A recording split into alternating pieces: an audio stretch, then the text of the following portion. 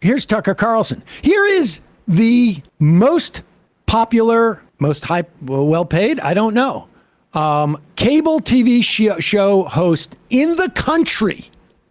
Dinner guests with the former presidents. On a regular basis. And probably, former presidents. And here he is. Here's just like a little assembly. This is from Maddie Hasson's show. Now, I know that the left and all the little gatekeepers on Twitter become literally hysterical if you use the term replacement, if you suggest that the Democratic Party is trying to replace the current electorate, the voters now casting ballots, with new people, more obedient voters from the third world. But they become hysterical because that's what's happening. Pause it for 1 second. Pause it 1 second. First off, he knows that word replacement specifically means something specific. It means something specific. Whether you are a member of a church or whether you are a member of an organization, you know there are words that are used amongst people that mean something slightly different than what it means when we use it in the vernacular. And when he says replacement, he knows, absolutely knows that he is speaking to white supremacists there. On top of which, what he's saying is also a lie, just even from a vernacular standpoint. Yeah. Continue. That's what's happening, actually. Let's just say it. That's true. Let's say that again for emphasis, because it is the secret to the entire immigration debate. Demographic change is the key to the Democratic Party's political ambitions. In other words, you're being replaced and there's nothing you can do about it. So shut up. I mean, they're trying to change the population of the United States. And they hate it when you say that because it's true. Our country's being invaded by the rest of the world. Let me just state unequivocally, the country's being stolen from American citizens as we watch. In political terms, this policy is called the Great Replacement, the replacement of legacy Americans with more obedient people from faraway countries. Legacy Americans? That is not a concept that we have ever talked about in this country. We've talked about Native Americans in terms of indigenous people, but we've never talked about legacy Americans. These are all white supremacist terminology. When you say the country's being stolen from you, there is no way to justify that. No way, even from the perspective of a white supremacist, because the country's not being stolen. You may be on the wrong end of a political argument as to how many immigrants we allow in the country, but there's no stealing. But they say stealing because they're trying to make it a larger malevolent force that's orchestrating this. Well, listen, if you're being robbed and you're being invaded, how do you respond if you're even a rational person? We're being invaded, we're being robbed. Castle Doctrine. I mean, we know what this means. I was just really quickly reminded of this quote from this former white nationalist who said, "It's really, really alarming that my family watches Tucker Carlson's show once and then watches it on the replay because they feel that he is making the white nationalist talking points better than they have, and they're trying to get some tips on how to advance it."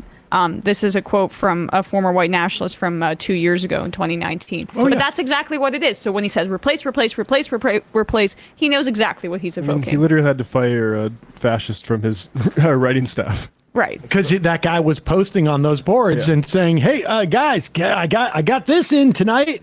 This is getting on. So proud of myself. I'm so proud of myself." Here is clip number 3. This is Tucker Carlson addressing the Buffalo shooting, which, look, he doesn't care. He doesn't care. I mean, he is got one mission, and that is how to increase his ratings. And the way that Fox actually became successful after like a decade of being run at an operating deficit. People forget that Murdoch poured a tremendous amount of money into Fox News for over an extended period of time. But the commercial pitch to Fox was, we are an alternative to the liberal media. This was going on in the late 90s, even but it took a while for the conservative movement to create that sort of like sense of aggrievement around the media. And it was partly driven by talk radio. They wanted to claim that they were, the only outlet for this because you're being denied a hearing on the, CBS or NBC.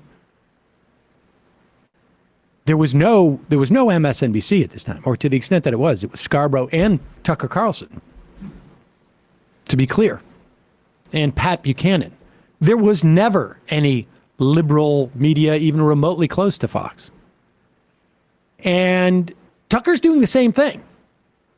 He is going to an underserved community, one that doesn't have an outlet on mass media that is white supremacists, clansfolk, racists, been waiting to be spoken for, soon to be white supremacists, racist, vaguely racist, just in any way aggrieved. And so he knows exactly what he's doing. So it's interesting to see how he tries to, wiggle out of this. And of course, it is to blame it on the Democrats. What sort of person uses mass murder as an excuse to give a campaign speech or seize more political power? We'll find out tomorrow. Pause Joe it. Biden Pause travels it. to the Well, I'm old enough to remember 9/11. And I'm old enough to remember that's exactly what George Bush did, and that's what the Republican Party did. And I'm old enough to remember that Tucker Carlson, was cheering this on CNN. The first argument to any sort of mass killing is like, why are you recognizing that it happened? Right, exactly. Why are you even questioning the underpinnings of this existing? Why aren't you just, I don't know, treating the dead? Writing it off as a lone wolf and moving on. Joe Biden travels to the scene of this atrocity in Buffalo to speak to the country. We haven't seen an advanced copy of his remarks, but we can guess what we will hear. Biden's approval rating appears to be the lowest ever recorded for a president this century, lower than Donald Trump's. That is a disaster for his party. The Democratic Party will suffer for this in this fall's elections. Biden still has time to change course and fix it. He could try to improve the lives of voters who are dissatisfied with him. That is entirely possible. That's what politicians typically do when they're down. They listen to the people who might reelect them. But Biden doesn't plan to do that, and we know for a fact because Politico just reported it. Instead, Biden has decided to attack people who disapprove. According to Politico, quote, Biden has taken to telling his aides that he no longer recognizes the GOP, which he now views as an existential threat to the nation's democracy, end quote. People who disagree with Joe Biden, according to Joe Biden, are now a, quote, existential threat to the nation, like Al-Qaeda or climate change. A threat that by definition is so profound we must declare war upon it if we're to survive. Now, keep in mind, this threat that Biden is referring to is you. He's talking about his fellow Americans. No president has ever spoken like this, ever. Joe Biden does it regularly, and he's certain to do it again tomorrow. But most painful and destructive of all, Biden is likely to use racial wounds in order to make his point. There is no behavior worse than this. All race politics is bad. A couple of things that we just should note here. First of all, Donald Trump said, so many things publicly about Democrats. And frankly, I don't care. Why would any Jews vote for Democrats now? Yeah. I just, I don't know. There's so much. And the unseemliness of using tragedies. Trump had an entire government agency about crimes committed by immigrants. Yes, it's absurd. But also, there's no worse thing that one can do than to exploit these. What about the actual racist shooting that took place? That's not worse. That seems like that would be worse. There's no worse thing you can do than address that type of racial hatred geared towards people. And the idea that he's talking about you, well, are those people the insurrectionists? Are those people? We know all the audio of what the Republicans said the day after January 6th. We know what the leadership was saying. We literally have audio of it. And they all have reversed themselves. We know that in states like Michigan, North Carolina, and Pennsylvania, I mean, the Republican Party is trying to get election officials in who specifically have already committed to overturning election results. I mean, this is low-hanging fruit. And the fact that it's taken Joe Biden this long is a little bit disturbing, frankly. Well, I'd love to see if it manifests itself in his actions. Well, it might, but it's a little bit late. You should have recognized this maybe a year ago. Before inviting Republicans in to negotiate on Build Back Better, for example, infrastructure. Yeah, before saying that I have partners. I mean, even when he said 6 months after Trump is gone, they're going to revert back to normal. It's well, wait a second. Trump wasn't president when Mitch McConnell was saying you're president. Your administration's not going to get even a hearing about the Supreme Court justice. I mean, but all right, continue. Biden is likely to use racial wounds in order to make his point.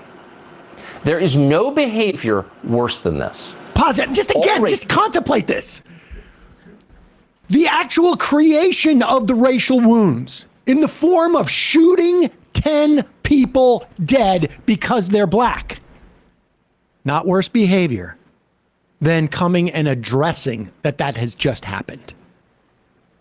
You gotta, every word that comes out of this incredibly inhuman, pathological, sociopathic guy, Tucker, you've got to listen to carefully because these are being absorbed by millions of people. Recognition 17, 18-year-old kids. Yeah. Well, this kid. Right. This kid. And recognition of the act is worse than the act itself. And I mean, just to say, this stuff is scripted out by writers. And the previous person, Blake Neff, responded to a thread with the subject line, "Would you let a jet black Congo N-word do LASIK eye surgery on you for 50% off?" So that's the type of person that Tucker Carlson has writing this stuff. Continue. Or to make his point. There is no behavior worse than this. All race politics is bad, no matter what flavor those politics happen to be. No race politics is better than any other. All of it is poison. Pause it. Race politics. No race. Shooting 10 people because they're black. That race politics. Or disenfranchising black people, keeping them from voting. Or setting up laws that necessarily disadvantage brown people. Or pulling kids from their parents because they're brown. Those politics are no different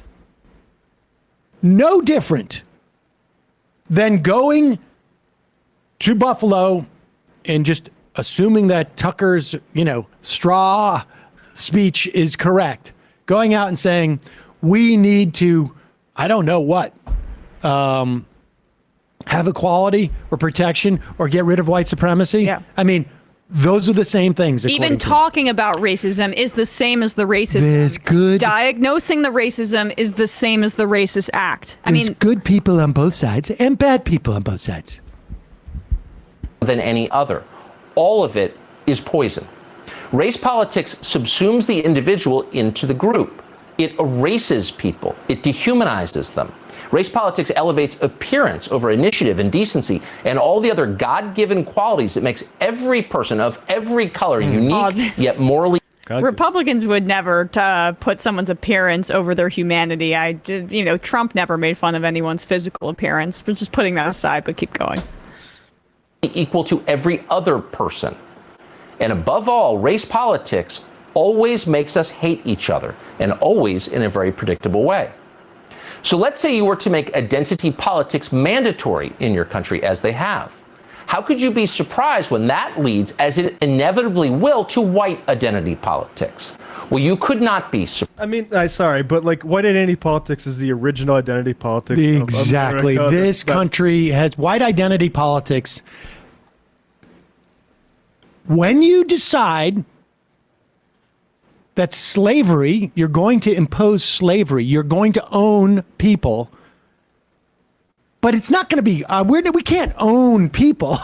We're owning black people. That's when white identity politics starts to be created in this country. And it becomes so dominant and the norm that no one acknowledges that it's white identity politics. It's just normal politics. That race is not introduced. And this is the entire argument of the Republican Party, the conservative movement. Race is only introduced when someone non-white starts to say, hey, wait a second, we've been denied everything that white people have. Now, that's not to say that every white person has gotten these things. And in fact, more often than not, when white people have been denied them, it has been like you're caught in the same net. Some dolphins, they get caught in the net when they're going tuna fishing. I mean, we just look back to Reconstruction, look back to the assault on the ability of people to vote.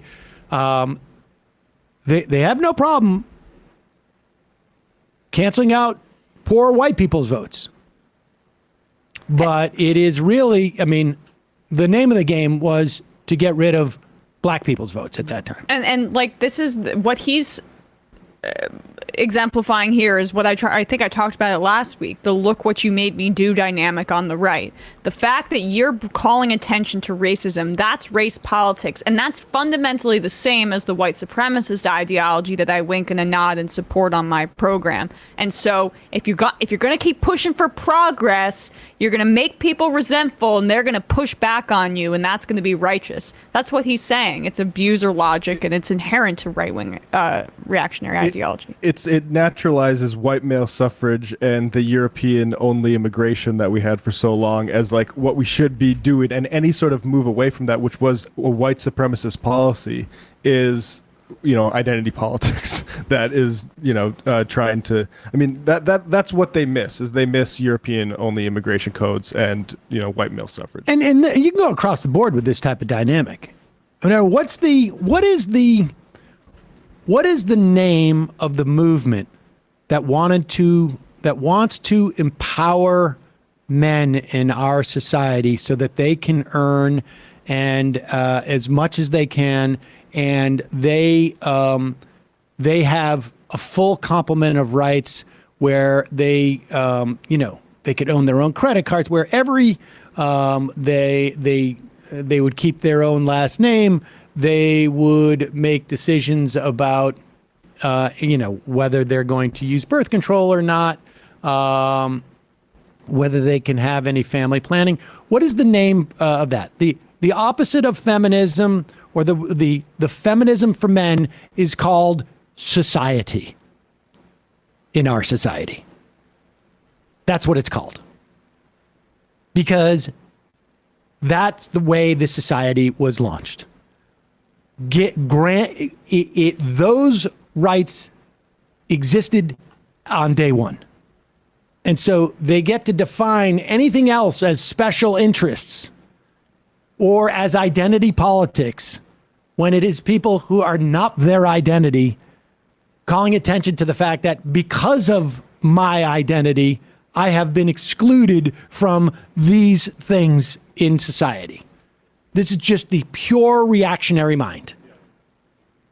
And every time they go back and try and maintain that hierarchy, they're doing it in a new hip way, and we're going, How could you be surprised when that leads, as it inevitably will, to white identity politics? Well, you could not be surprised. You did it, and it was always going to happen. And then what happens next? Nothing good. Race politics is a sin. Race politics always leads to violence and death. They learned that lesson in Rwanda in 1994. Identity politics ended in genocide in Rwanda that killed 800,000 people. He brings up this example all the time. In response to those horrors, the Rwandans did something that we might learn from. They moved in the opposite direction from the one that Joe Biden is currently taking in the United States. Quote, ethnicity has already been stripped out of school books and rubbed off government identity cards, reported the New York Times. Government documents no longer mention Hutu or Tutsi, and the country's newspapers and radio stations steer clear of the labels as well. Most dramatic... Tightly controlled by the government, he took that out. He took that out when he read it. Did you notice that? Go back. He took that out. Yeah. Ethnicity has already been stripped out of school books and rubbed off government identity cards, reported the New York Times. Government documents no longer mention Hutu or Tutsi, and the country's newspapers and radio stations steer clear of the labels as well. Most dramatic is how Rwanda's 8 million people now shun the identifications, the racial identifications, that seemed to loom so large 10 years ago as Hutu extremists began their mass killings, end quote. That actually is more of a, I would say, religious than racial identifications. A colorblind meritocracy, he writes. Tribal configurations more than racial ones. And we should say that, like, you know, this idea that Joe Biden's invented white identity politics and that can only lead to violence. You would have to be unaware of slavery, all of the violence committed during slavery. You'd have to be unaware of the Civil War. You'd have to be unaware of the bloody coups that took place under Reconstruction, the lynchings that followed, or continued throughout, I should probably say, but maintained lynches into the early 20s. Then you'd have to be unaware of all of the killings, just the one that took place in Georgia. Most prominently, you'd have to be unaware of all the police killings of unarmed black people. You'd have to be unaware of almost every single year, month of American history that has ever taken place to say, whoa, this white identity politics is here because people are being so aware of race. You'd have to be unaware of Jesse Helms, for instance. Like a guy like that. You have to be unaware. Like, literally, there's an example every day. But to be fair, like in terms of a national example, you'd have to be aware every month, let's say. Before you put that up, can we just? Oh, okay. We'll put. Yeah, I just want. It's fine. The Chiron is called a colorblind meritocracy. There, right? Like that. This is the way that all reactionary right-wingers sell their ideology to society, is they pretend like that they are the ones that are the apolitical, colorblind, rational ones, as opposed to the radical people calling for the rights of those other folks. And he literally said in that segment, you did it. You did it. Did you hear that? Did you catch him say that? He's blaming anybody that's calling for equality and for improvement of people's rights. He's blaming them, and it's victim blaming, but to the max. You can put that up now. I don't have a big enough one, but in his yearbook, he said he's a member of the Jesse Helms Society. So I think Tucker's aware of white identity politics. Emphasized race in Rwanda, intentionally and systematically. Rwandan citizens are citizens first, members of racial or tribal groups second, or not at all. Result? There have been no more genocides in Rwanda. And that could easily be the path forward for this country, too. There was only one answer to rising racial tension, and that's to de-escalate and do what we have done and tried to do for hundreds of years, which is work toward colorblind meritocracy and treat people as human beings created by God, rather than as faceless members of interest groups that might benefit some political party or other. We have a moral duty to do this because all people have equal moral value, no matter what they look like. All lives matter, period. That's not the determination of the U.S. government. That's the determination of God, and it's true. And most Americans already believe it. They would like to see a return to the American way of life. And the American way of life is meritocracy. Judge me by what I do, not by how I look, by the content of my... What What day in this country's history was that an example of the American way of life, where meritocracy, this motherfucker, he got every single thing he got from the first Swiss boarding school he went to the next boarding school he went to in Newport, Rhode Island, to his girlfriend's dad who got him into Trinity, and his parents who gave the topped out and the top tier of money given to Trinity, to his connections via his dad who was a Republican operative. This guy got it not based on merit.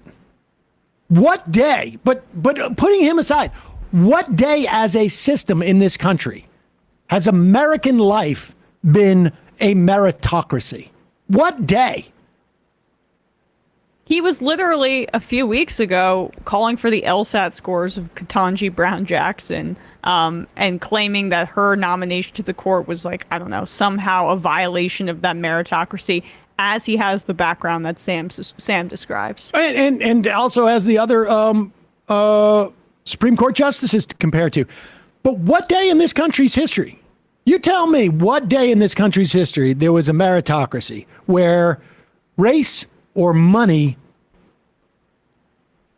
of the individual or the family did not implicate the success of an individual in this country. What day? Give me one day. This mythical American life, return to American way of life.